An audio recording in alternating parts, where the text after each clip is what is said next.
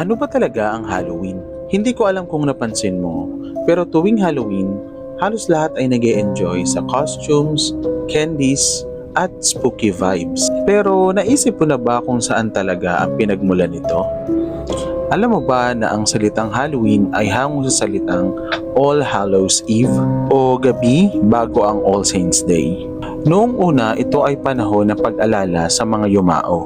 Pero habang tumatagal, nahaluan ito ng mga paniniwala tungkol sa multo, spirito at kadiliman. This is not to judge anyone, pero para lang magbigay ng konting kaalaman base sa Biblia. Sabi sa Ephesians 5:11, "Have nothing to do with the fruitless deeds of darkness, but rather expose them." Ibig sabihin, dapat nating kilalanin kung saan galing yung mga bagay na ginagawa natin.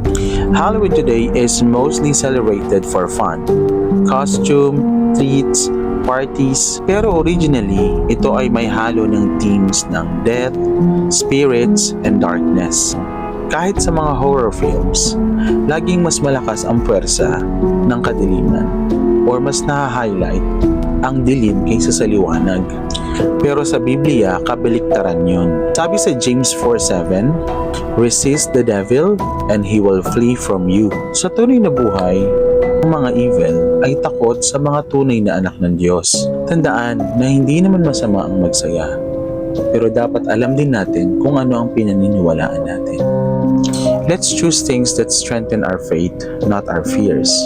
Because in 2 Timothy 1:7, God has not given us the spirit of fear, but of power, love, and a sound mind.